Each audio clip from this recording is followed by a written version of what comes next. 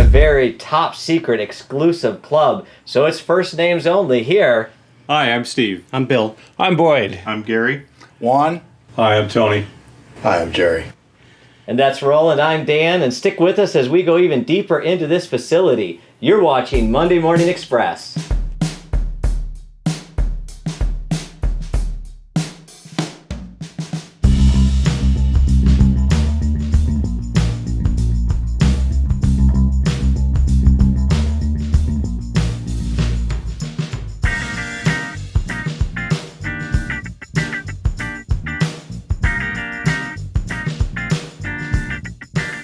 Welcome to Monday Morning Express. We are very happy to finally be back with you after recovering from Hurricane Irma. Yeah, you know, Dan, we said it on our website, we are survivors. So we're glad to be back in studio here, back in our building after this tremendous storm. Yeah, I was going to ham it up a little bit and, not be shaven and, look like I had just been through the ringer. But we were actually pretty fortunate, even though we've been without power for a week or so. We know a lot of our friends down through the Keys, the islands, South Florida, even that 27 corridor up through Orlando got it a lot worse. So we didn't want to make light of the storm. It was a serious storm. Yeah, and you're seeing some of the images that both Dan and I were able to go out right after the storm, able to take a few of these shots of some of the tremendous downed power lines, downed trees, some of the homes that were affected, a lot of flooding here in our area. So we were hit pretty hard, but we're glad to say that we're okay here physically. Yeah, no major damage. We had a generator at home and a generator here at work, but we quickly learned with no internet, no phones, an internet-based business becomes very hard to operate very quickly. Two, we just want to thank you. Guys, the outpouring of support we got from so many people was awesome. We tried to reply to you. If we didn't reply to you, then we're thanking you now. We really appreciate the support you gave us through this time. Yeah, quite a bit of feedback, emails, voice messages, text. When they did come through, we were able to get that. So again, like Dan said, we just want to thank you, our viewer, for all that you're doing and thinking of us during our time of need. So tell us about the big boys. Well, good news. We were able to come in here, and when the Postal Service and UPS started picking up service again, we were able to get a nice shipment of them out to you, our customers. We've already heard back from a couple of you who've received them. So they're beautiful, and we know you're going to enjoy them. We look to get the rest of them out today and tomorrow of those who have already paid for them in full. If you've put them on layaway, of course, you'll get those after those payments have been made. And over our shoulders here, you're getting a little hint about what's coming today. We got a chance to go out and visit Steve Mahan and his crew. What a fabulous layout. One of the highlights of our West Coast trip, for sure. Yeah, the Pacific Coast Lines Club, right? Yes. Yeah, beautiful, beautiful facility. And certainly we thank them for having us there. Also, we have part 2 coming up in our series, our how-to series, in painting a brass model train with Mr. Boyd Reyes. And in this episode, we're going to show you how we go about stripping that paint off of that train. So we're looking forward to that. Yes, unpainting a model. That'll be fun. Hey, so sorry for the delayed time. We got started a little bit late, but we wanted to get this episode out to you. Thanks for joining us today for Monday Morning Express. Hold on. Oh, yeah, wait a second. Don't put the cart before the horse. We wanted to mention our mugs, right? Our new mug here, Dan. You know, I forgot how much better coffee tastes from a Monday Morning Express mug. All right. So they have finally arrived. We are so happy to have them. Excellent. So let's get started. Looking forward to that. All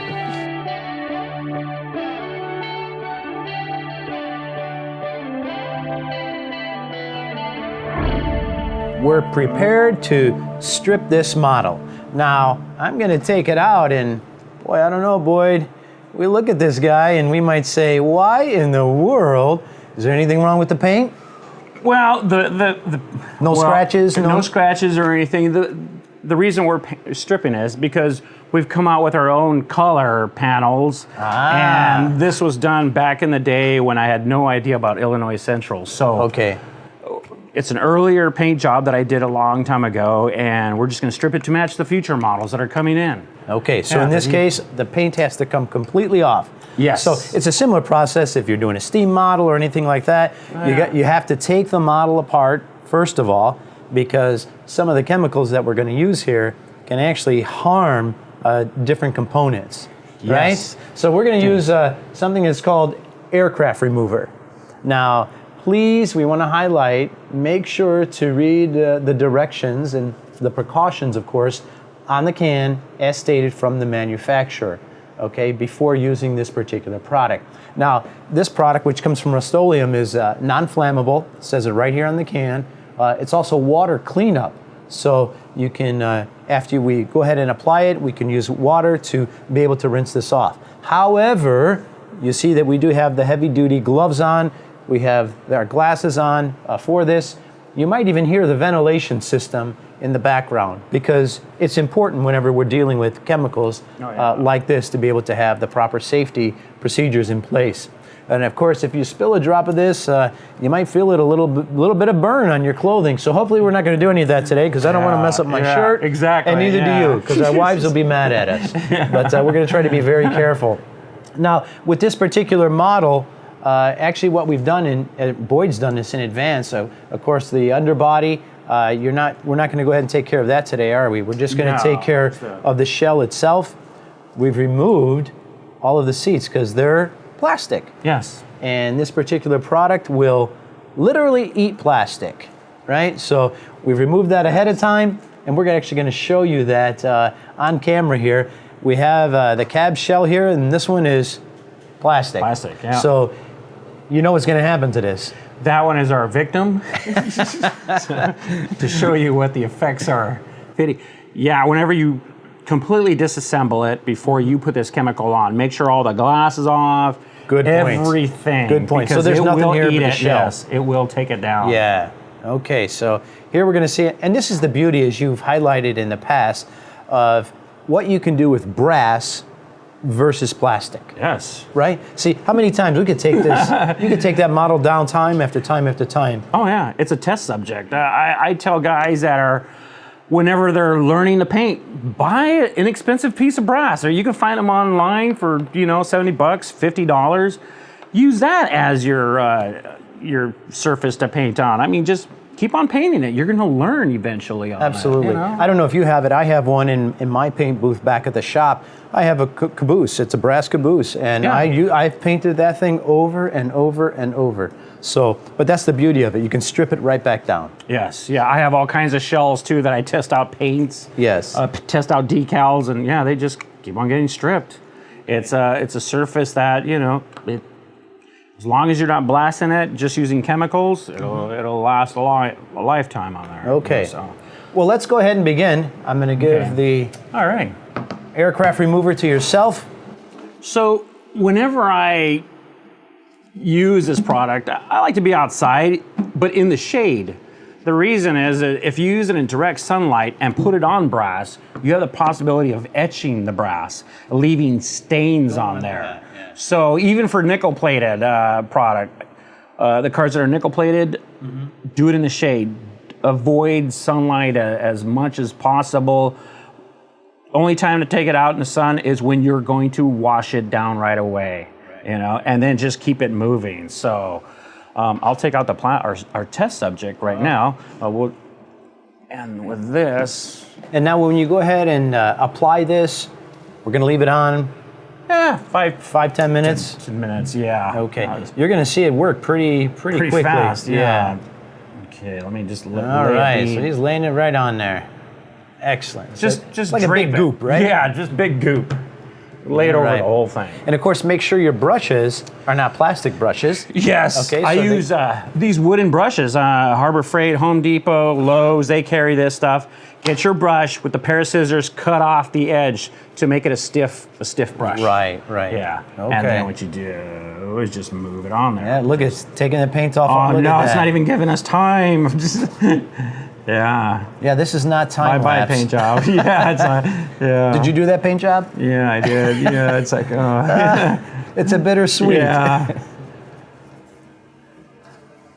It takes decals, everything, right? I had these two customers ship me two models and a model apiece, and I stripped one of the models, and then I opened up the next package from the other customer, and he wanted the job that I just stripped. Oh. I could have just changed over models. It's like, oh, great, so. Now we're starting to see our brass shining through. See that? There's Yeah. no reason to to blast it, and takes off all. It works pretty fast, guys. Mm-hmm. I just don't like to leave it unattended. Just move Keep it the moving. stuff. Yeah, keep it moving. Yeah. And it doesn't will not take that hurt. much. It will not hurt the solder joints. No. None of that. Yeah. So, no worries there. Just pretty much plastic. Mm-hmm. Yeah, look at how it bubbles up around there. Use this stuff only when you are going to strip the entire thing. I would Right. not recommend this, like if you had like a little patch Right, to remove. right. No, yeah, It's too hard to It's too control. hard, otherwise. yeah. Yeah. It's for complete You can't, removal. you can't control it with tape. Yeah. It'll It'll eat the tape. It'll eat everything. I'm getting all the glue that was used inside. So yeah, make For the sure that glazing you, and stuff. Yeah. yeah, this one had contact cement for to Yeah. secure the windows and the all the details inside. So yeah, make sure you get all that stuff. And by the way, have you ever experienced a foam damage model that it has the foam on there? Yes, Because this yeah, stuff will yeah. take it off too. So, Yeah. and it depends on the extent of the foam damage. You might be able to, still save the train. Yeah.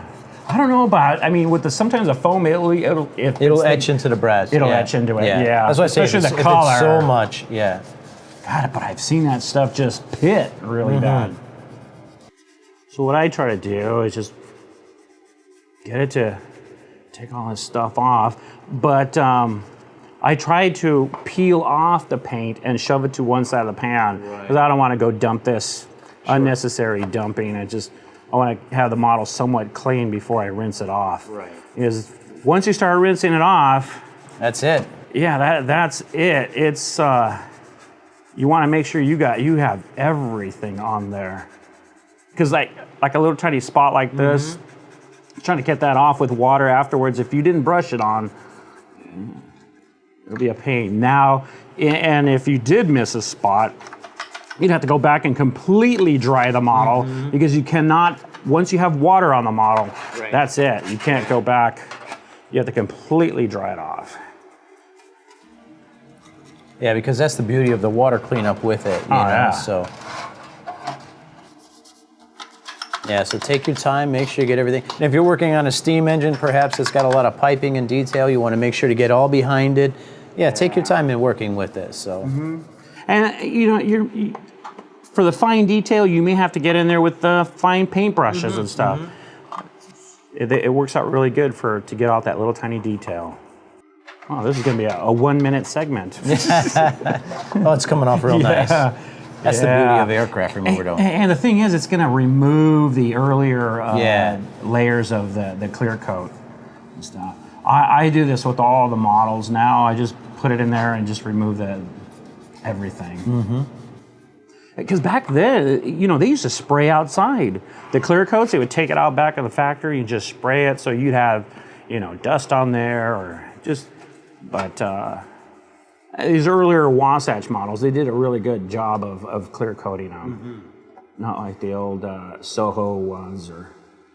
That's coming out pretty good there. It is. Now, be careful that on some of your models, make sure that everything. I've seen it before where people have added plastic parts. That's going to be toast. Yeah. Yeah, be sure that it's brass and not plastic. And we're going to show what happens with a plastic Alrighty, piece. With here. Yeah, throw a little bit of that on there. Here's our child right there. So if you've had some plastic, make sure we're in the shot there still. Yeah. Okay. Yeah, well, bye-bye. Yeah. It'll start eating. It will. Yeah, it's rough on it, so we know that. Yeah, it's starting to melt it's softening up the plastic. So even here around the step and everything, it works pretty good with the brushes. Yeah. Excellent. The people have used brake fluid or there's some other plastic heard of that, strippers. yeah. And that's why I just don't like to mess around with plastic. When people want me to paint plastic, no, it's not worth it. It's much easier to recover with brass. It's just I tell people, just go for it. Just shoot Sure. it. You can't really do any damage to the brass Right. once it's painted. So And I know with this aircraft remover, now you do a lot of painting. Yes, Right? yes. But now, for someone who paints a model here and there, it's good. Make sure you seal it up really good. But that's a gallon's worth, you know. So it This can can last a long It can last a time. while. Yeah. So I mean, it has a little bit of a. I don't know what you're paying out here in California for it. I think back home I think it's it's like. about $20. Yeah. something like Okay. that. Yeah. So I think it's about the same we pay in Florida. So, but it's worth it. It does save so much time using this particular chemical on there. Oh, yeah. And how's our plastic model there? He's not. This is where we should do a segment: brass versus plastic. It's sticking. It's sticking to there. Yeah. Our brass versus plastic. It's our plastic is not faring too Yeah. well. It's getting soft. Yeah. Oh, look at that. With this, you can find this at most automotive places. Yeah. You know, like the Kragen or Yeah. these Yeah, automotive we do the places. same. That's where we get ours. Automotive. Yeah. Yep. Yeah. Yep. I don't know if you have Advanced Auto out here like that. We get them there. Yeah, I just wonder, how much longer, I know it's stricter out here in the state of California Yeah, for this stuff. yeah. All chemicals. I mean, they're getting rid of the good stuff. Yeah. So, yeah. Well, if you've got it at your in a local You may supply, have to sell this out of brashtrains.com. Maybe. We'll order chemicals from you. maybe. Okay, so this car it. is pretty much It's ready it's for to be cleaned. clean. Excellent. So And if we took our brush and the pointy end, I wonder if you could go right through that plastic. You might be. able it's to. just eating it. It's Eating just like it. Look at that. yeah. It's here if I try. Oh yeah, you it's can like, see it. yeah. Hopefully we can pick that up on the camera. It's so starting even to those take that- lines would yeah, the eat line, right yeah. through it. Yeah. It's like if you took a steel brush to it, Yeah. Yeah. That's something. So again, don't use it on plastic because it will eat it up and it's irreparable at that point. You might as well throw the plastic parts away. So if it's any seating or anything like that, you're going to lose it. Even on a cab engine, if it's got any plastics on the inside, in cab detail, just be very, very careful with that. I've also cleaned used brass brushes. They sell them at little scrubbing brushes. They look like a toothpaste. Right. I mean, toothpaste. Right. Not a toothpaste. Toothbrush. Toothbrush. Yeah. But they have brass bristles on them, and those are great for cleaning. I wouldn't use any other metal to clean the brass. Make sure it's just soft enough. Right. Where you Okay. don't score it. So some good tips. So now we're going to take the model outside and Yep. gonna kind of rinse it off. What I use. There you go. The mother of all baskets. This Absolutely. is a industrial pasta cooker. You can probably find these at restaurant supply places. Sure.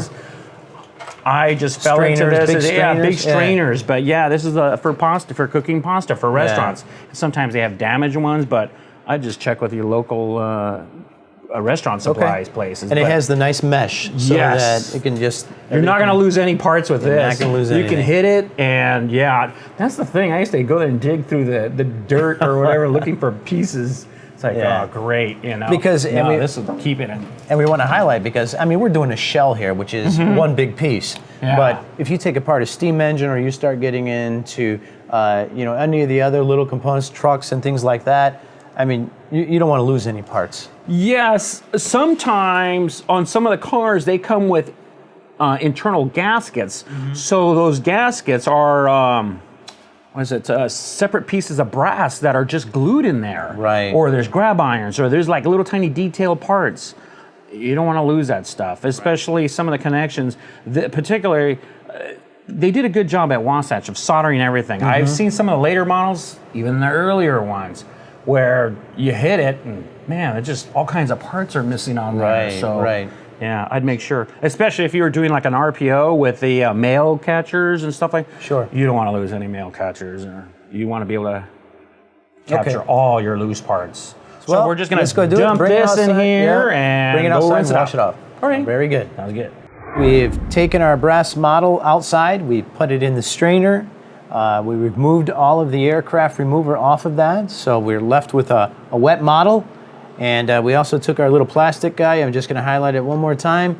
So just to show how soft it was, I took my glove and you can see my fingernail imprinted into that plastic. There's no hope for that. I don't care how much Bondo. I've left put my on mark. Yeah. I've left my mark Yeah. forever. All right, so done with that plastic junk. Yeah. All right, so that's out of here. So, and then you brought it back inside. So what did you do when you bring I it back brought inside? it back inside and I took the air compressor and I blew off any pieces that were loose pieces. But inside the shell, we're still going to end up with some glue. There's glue inside of here, and just there might be little bits of paint still on the outside, just in case. Because there are some manufacturers where their paint sticks on really good. I mean, you may have to do this 2 or 3 times to get that paint off. Okay. But yeah. Okay, so you got it dry though, right? Got it dry. That's the important part, Yes. is to make sure it's completely dry. All of the aircraft remover gone. We actually see some of the tarnish in the brass. Those are That's normal. Normal inherent Yeah. qualities or properties of that. So, all right, so you've got it dry.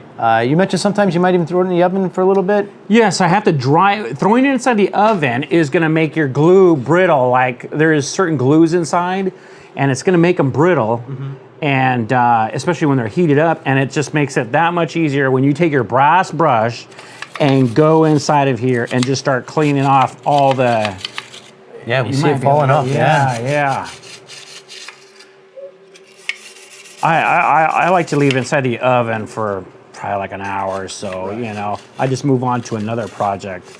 But yeah, you just go through and just start cleaning out the inside because you're gonna have to put on the new glass, and you don't want that old glue around. And mention the type of brush that is again. It's not your brass. It's a brass brush, right? Yeah. So it's not your hard metal brush because that'll leave lines. You know, it'll actually eat into the brass. Yes. Leave Yes. scratches. And of course, some of the other aspects we mentioned. Now I know in Florida we have like hard water. So if you're not careful when you do this process, you'll leave some of the stains on there. Yes. The water drop stains. So tell us what you would do. Well, to get rid of the hard water, the best thing is after you stripped it, to wash it down and go there and put it under air right away. Get rid of that water, because the water is going to go underneath crevices or any other, hidden nooks and crannies. Right. And you want to just get it off. And after it comes out, I brush it to try to get the big pieces off. And then I'll get steel wool. And steel wool, I stay away from small detail parts like this because steel wool can grab door handles and stuff. So for the long portions of the car, I'll run it through just to make sure it's got a good surface on there.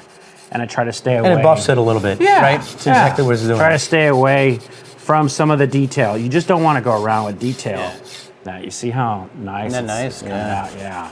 After you use it, just pitch it out because I would highly recommend using old steel wool that's going to leave rust behind. Right. It's just better just to pitch it out. And this is an important part of the overall process because you want a clean model to start Clean with. model. And then once you've hit the major areas, then you can go back with the harder bristle. I mean the brass brush. And just go there and hit some of the finer areas, like the back. Sure. There's a lot of detail back here, so you want to just go through and just start cleaning the ends of the car. Sure.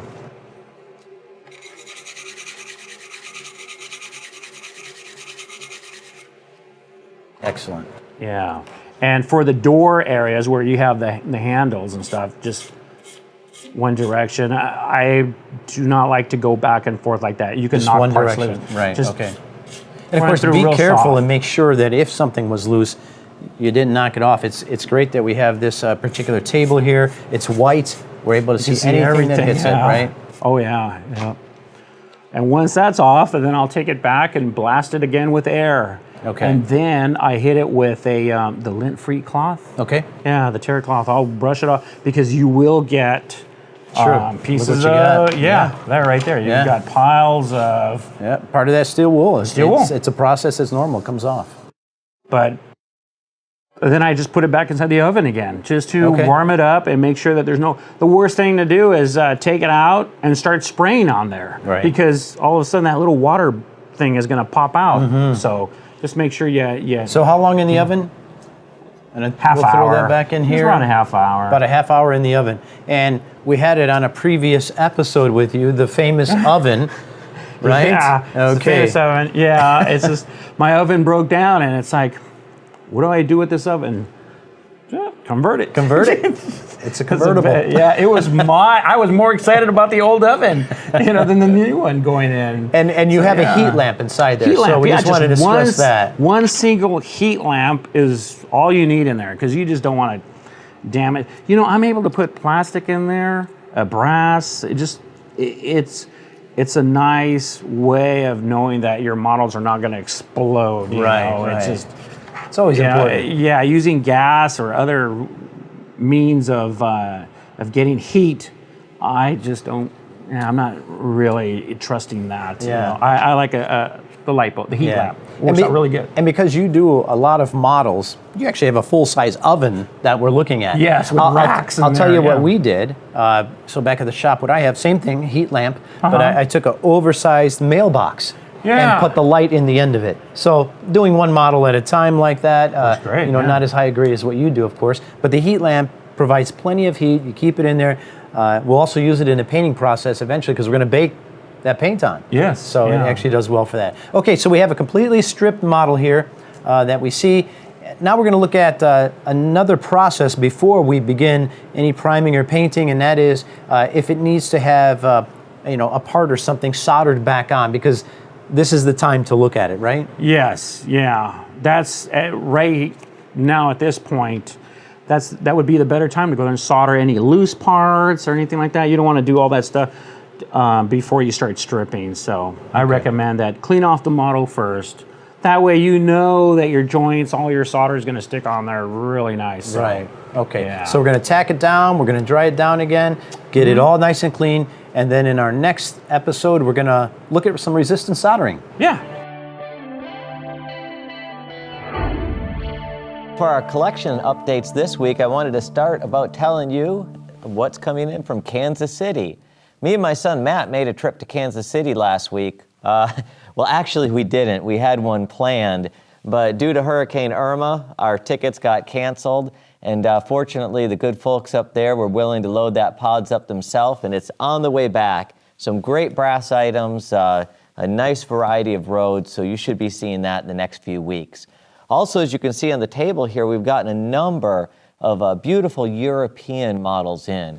Many scales. We have HO scale, we have O scale, we have OM scale, HOM scale, a wide variety of importers. We have Lamakel, Fugarex, some really beautiful pieces, Ferro Swiss. So keep an eye as those pieces will be coming up. Just some spectacular things to look forward to there. Also, it's not so much a collection coming in, but you've probably started to notice kind of a new category we're listing, and that's bargain brass. If you want to easily access those bargain items, just type bargain brass into the search bar at the top of our brasstrains.com website. And what you're going to find is some items that may need a little TLC. Perhaps they're cosmetic issues, perhaps they're mechanical issues, but they are going to be a bargain. They're great things if you want to practice working on brass, if you want to practice painting, or if you just enjoy tinkering. You're going to love some of those items that we're going to make available. You'll see more and more of those in the coming weeks. So that's about it for our collection updates. I do want to tell you, stay tuned next week on Monday Morning Express, because something big is coming. You'll want to be sure to get the update on that.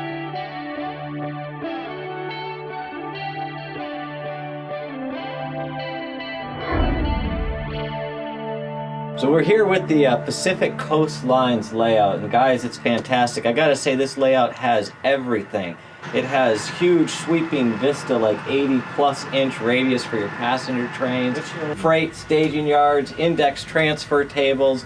We even got a little section of narrow gauge. There's operating traction. And then I gotta ask you, Steve, who you're pretty much kind of the architect behind this, it's probably the nicest double deck I've ever seen, because we don't see posts or anything in front. So how did you pull that off? We used steel framing and kept the construction just to mostly that, and it's allowed us to span wider areas and get the effect we want for the layout. Now, the other thing I appreciated about it is just filled with beautiful craftsman structures. but yet it's still an operating layout. So was that kind of your goal from the onset? Yeah, we wanted an operating layout, but we wanted it to look good, and we've upgraded the structures as we've gone along. Matter of fact, one fellow mentioned to me, he said, "You didn't think that piece was going to stay there forever, did you?" And I was disappointed because when I built it, I thought it was a really good piece. And yeah, it comes to a time when you can get more skill and a better kit and relocate the buildings. Right. Now the whole layout is DCC, which is phenomenal. Bill, you're Steve's son. Right. We understand you're, for a living, you're a DCC expert. And then as a hobby, you're a fire battalion chief? Yeah, that's just what I do on the side. Yeah, okay. So talk to us about some of the challenges with working the DCC on a layout of this magnitude. Well, we wanted to start out with DCC from the get-go rather than having it be able to toggle back and forth because of the problems that encompasses. But starting out, he had a ton of brass that needed DCC installed because we hadn't done it up until that point. So that's been a project all in itself to get the decoders, speakers, and everything installed, and then wiring the whole layout, including the signals, just a project all by itself. And I got to tell you, we found from experience when the video cameras are on, if your DCC's not bulletproof, nothing's working. But everything's worked flawlessly. So you guys have done something awfully right here. So congratulations for that. Now, Gary, the guys were saying you really helped this. A lot of brass running on this layout. The only thing I love more than the buildings and the layout is seeing brass everywhere. And they said you really helped make sure everything runs down the tracks. Well, somehow I got appointed as the car foreman to check them out, check the wheel gauging and everything necessary to get it to operate smoothly. You make that sound a lot simpler than it really is. Depends on the brand of car. Yeah. Well, you do a great job. It's so nice to see it run. And Steve, so tell us, when did you guys start on this layout? We started August of 1976. We had this room done. Yeah, I'm sorry, 06. Big difference. It felt like 1976. The room it's been a long time.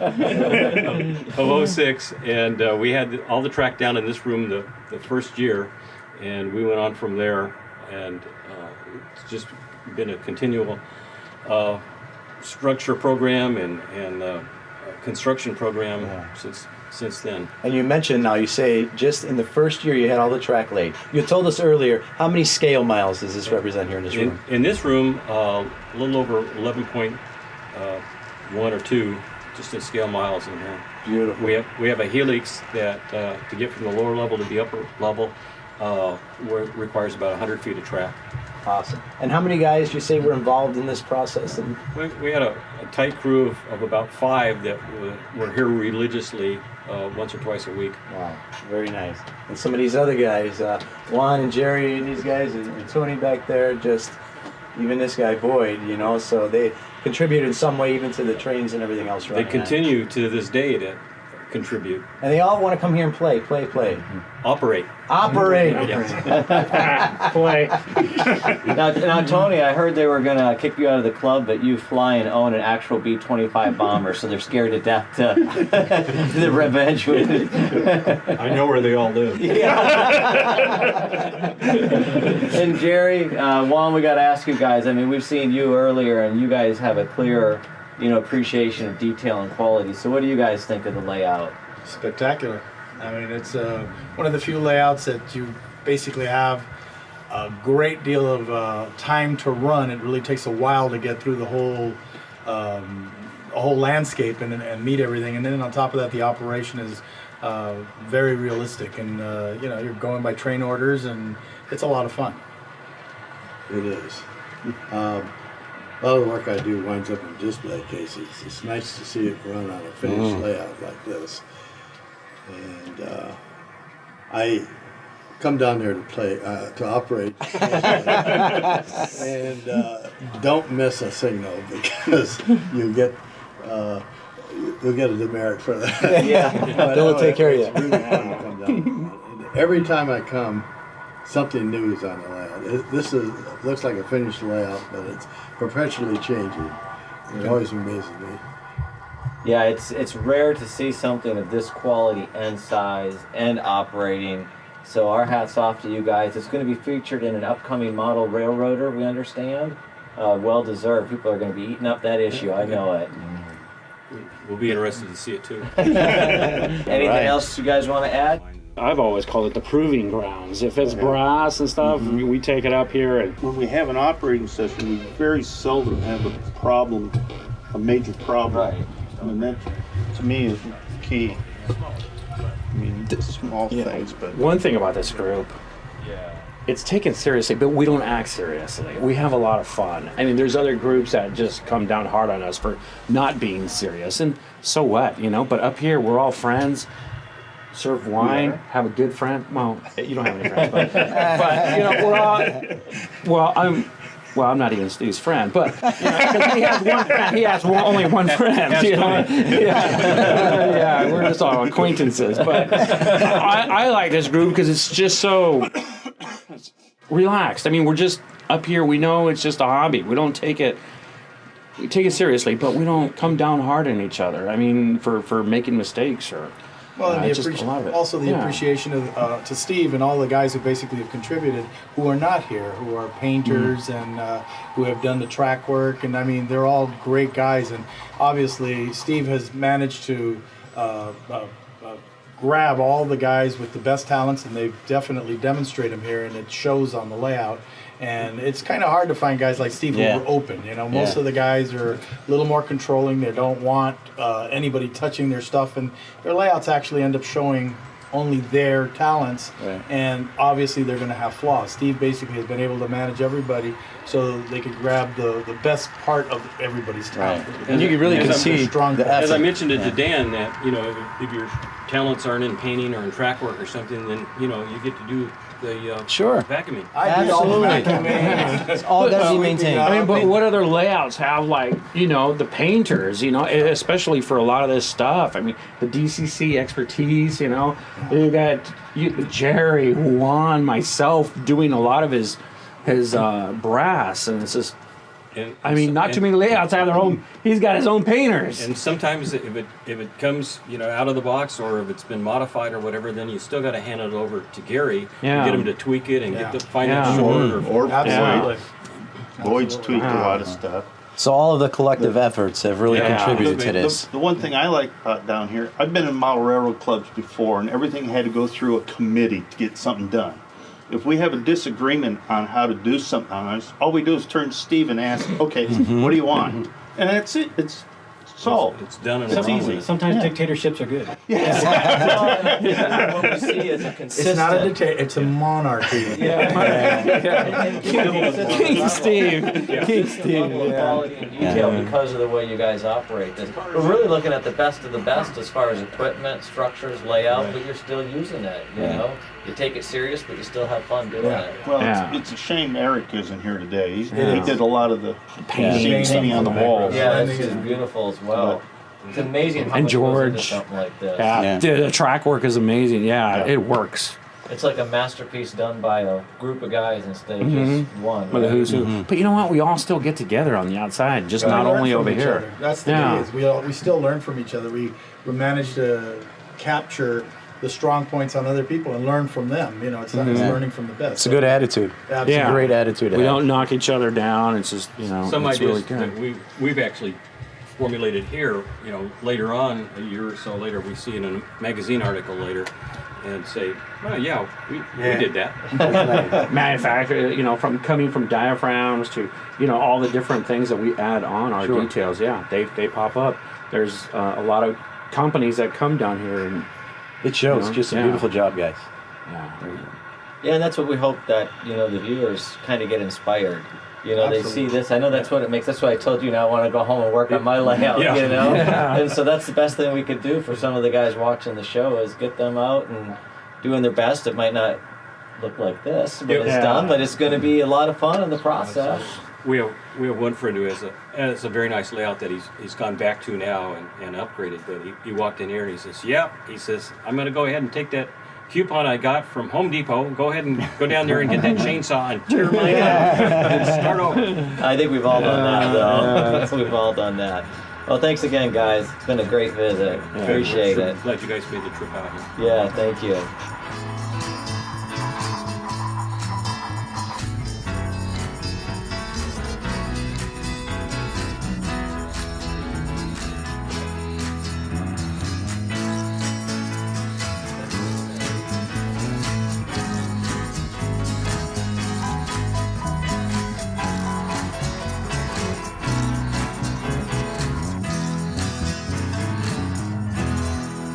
And next week in our how-to series with Mr. Boyd Reyes, we're going to look at the soldering techniques that he uses. Resistance soldering, regular soldering iron. So we're going to see how he does that before preparing a model for spray painting. So we look forward to that. Yeah, we know the customers are looking forward to that, our viewers, because they didn't like that episode we missed. They were waiting to see part 2, which you got to see today, part 3 next week. Also, we are going back to our roots next week. Well, maybe not our roots, but a place called Roots. You will see what we're talking about. Coolest place. We're out there with Jimmy Booth. You're going to absolutely love it. And we hope to get an update with Mr. Mark Mogensen of PSC. We're going to be Skyping in with him to see what's going on there. And there's been so much going on, but we do not want you to forget about the Brass Expo. We're going to give you a little update on that. The excitement is building. We're really encouraged to have the feedback of how many are going to come this year. And so we'll give you a little update on that. Thank you for joining us on Monday Morning Express.